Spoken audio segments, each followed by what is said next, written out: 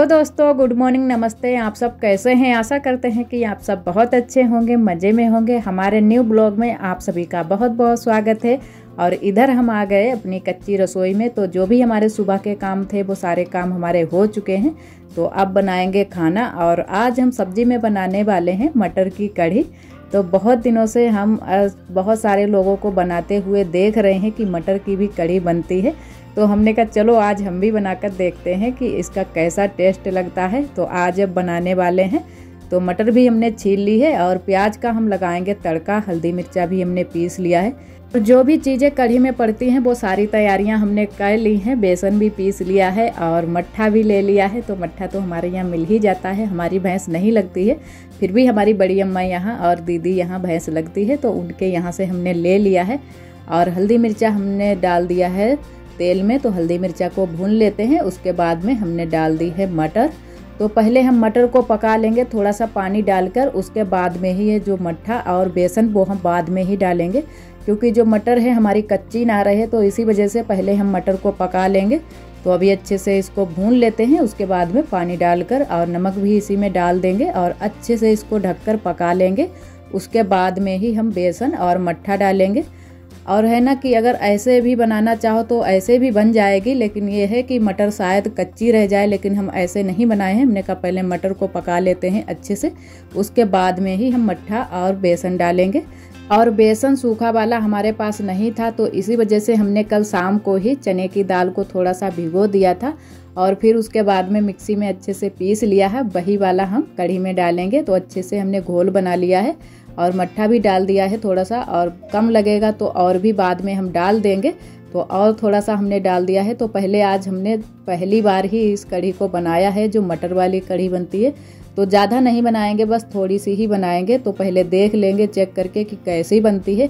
उसके बाद में अगली बार जब हम बनाएंगे तो ढेर सारी बनाएंगे कढ़ी, क्योंकि वैसे तो जो पकौड़ी वाली कढ़ी होती है वो हमारे यहाँ ज़्यादातर बनाई जाती है।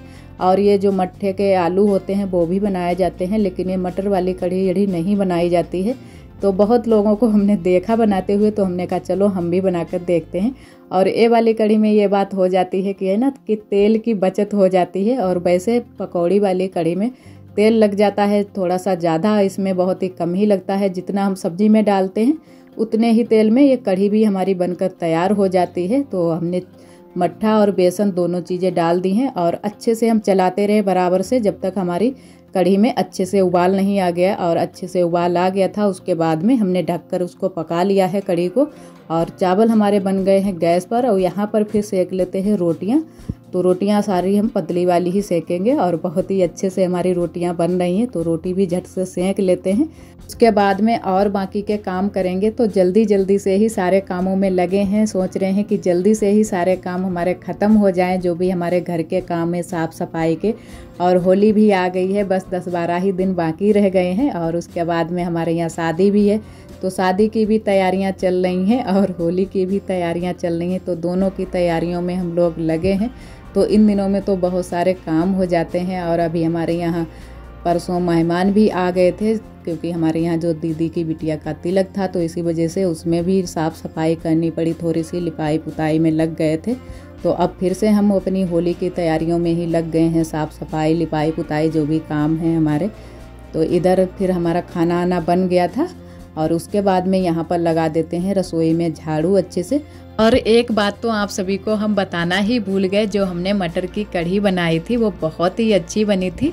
हमारे यहाँ सबको बहुत ही पसंद आई। जैसे पकौड़ी वाली का स्वाद होता है, सेम वैसे ही मटर की कढ़ी का भी स्वाद वैसा ही था और खाने में बहुत ही अच्छी लग रही थी।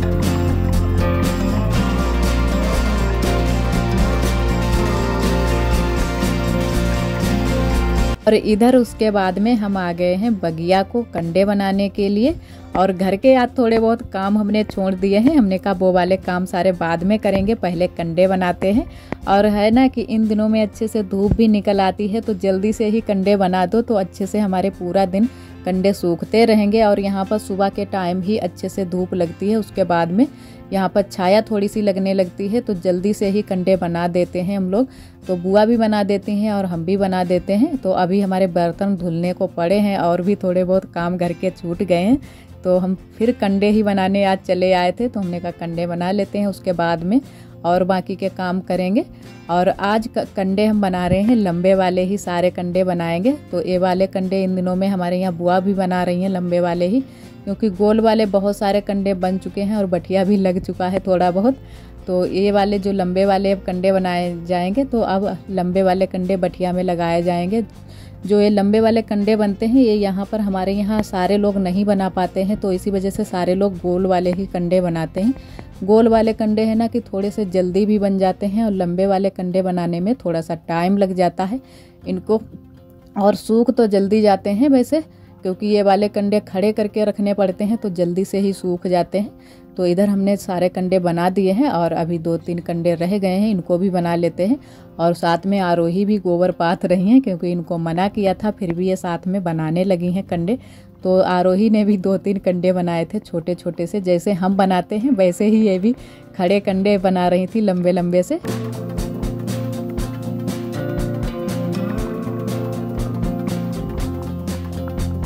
जो गोल वाले कंडे होते हैं वो बहुत ही जल्दी से ही बन जाते हैं, उतने जल्दी से ये जो लंबे वाले कंडे होते हैं ये नहीं बन पाते हैं।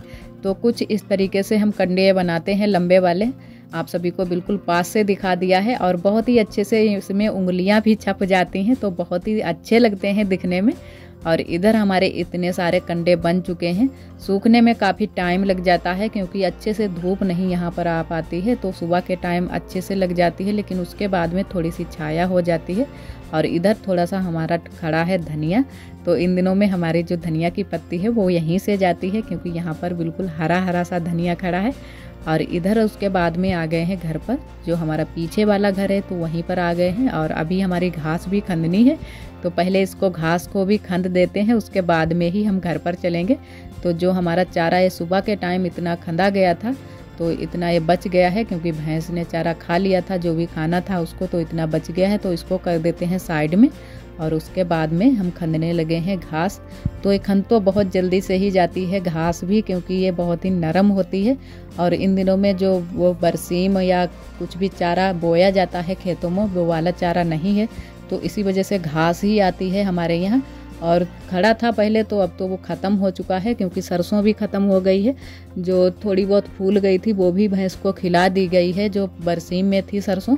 तो अब तो सिर्फ घास ही मिलती है, तो यही घास ही आती है खेत से। और इधर आरोही भी खंद रही थी, तो ये मान ही नहीं रही हैं, लेकिन यहाँ पर ये आरोही इधर अपनी बुआ के साथ में मोख लगवा रही हैं। जो घास है इसको हम लोग जब मशीन में लगाते हैं उसको मोख बोलते हैं, तो वही आरोही घास उठा उठा कर अपनी बुआ को दे रही हैं, तो थोड़ा सा जल्दी हो जाता है। और वैसे भी इसमें मशीन में बहुत ही दिक्कत है, काफ़ी टाइम लग जाता है खंदने में, क्योंकि घास बहुत जल्दी से ही फंस जाती है। फिर उसको वापस फिर से पीछे घुमाते हैं तब घास निकल पाती है। तो ऐसे ही सारे काम हमारे यहाँ पूरे दिन चलते रहते हैं। तो कुछ तो काम ऐसे होते हैं उनको करने का बिल्कुल भी मन ही नहीं होता है, लेकिन फिर भी करने पड़ते हैं। तो घास करने में काफ़ी टाइम हमको लग गया था, और आरोही ने भी बहुत ही हेल्प करा दी थी, जल्दी जल्दी से ही घास पकड़ा दी थी अपनी बुआ को, तो जल्दी से ही हमारी घास भी खंद गई थी। और इधर उसके बाद में बर्तन धुलने के लिए बैठ गए हैं, क्योंकि आज हमने जो घर के काम थे थोड़े बहुत छोड़ दिए थे। रसोई की साफ़ सफाई कर दी थी और झाड़ू भी यहाँ का भी हमने लगा दिया था, तो बर्तन छोड़ दिए थे। हमने कहा चलो बाद में हम मांजेंगे बर्तन, पहले गोबर पाथ लेते हैं। और फिर घास खंदने को आ गई, तो घास भी हम लोगों ने खंद दी है।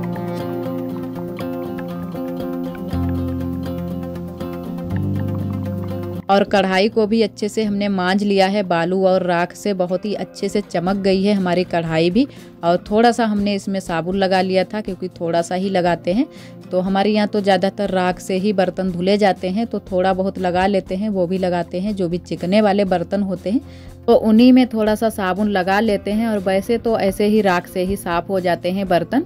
और इधर अच्छे से कपड़े से पोंछ दी है हमने कढ़ाई को, इससे है ना कि इसमें मुर्चा नहीं आएगा और कढ़ाई भी हमारी साफ़ रहेगी। और इसको अच्छे से पोंछ कर फिर थोड़ा सा धूप में रख देते हैं, तो हमारी वैसे की वैसे ही कढ़ाई चमकती रहती है।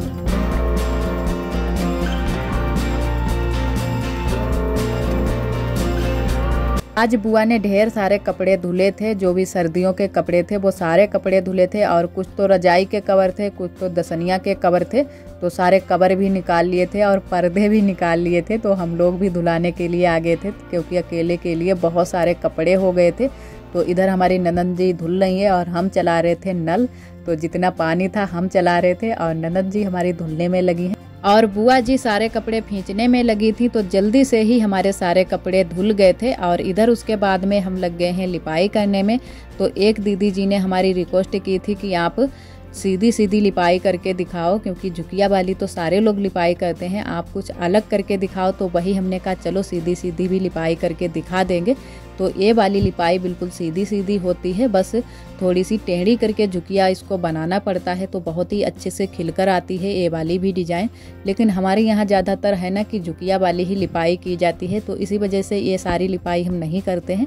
और वैसे लिपाई तो बहुत सारी हमको आती हैं कि तरह तरह की लिपाई होती हैं, जैसे भी करनी हो वैसे कर सकते हो लिपाई। तो हमने कहा चलो यहाँ पर ही कर देते हैं ये वाली लिपाई। और पीछे वाले घर की तो हम लिपाई कर चुके हैं, तो हमने कहा चलो यहीं पर कर देते हैं ये वाली लिपाई। और एक दीदी जी हमारी बोल रही थी कि आप रास्ते में लिपाई पुताई क्यों करती हो। तो दीदी जी जो ये पीछे के लिए रास्ता गई है ये हमारी ही जगह है। पहले हमारा यहाँ पर आंगन था, जो ये दीवार है बीच में, ये वाली दीवार नहीं थी, आगे छप्पर रखा था। और ये दीवार तो अभी जल्दी से ही बनी है, तो लमसम 1.5 साल हो गया है तब से ये बनी है। पहले यहाँ से वहाँ तक आंगन ही था हमारा आगे के लिए, तो बहुत ही बड़ा आंगन था, तब हम लोग ही इसमें बरतते थे इसको, और निकलने के लिए भी जगह थी। लेकिन अब दीवार उठा ली है तो इसी वजह से ये रास्ता छोड़ दी है पीछे के लिए।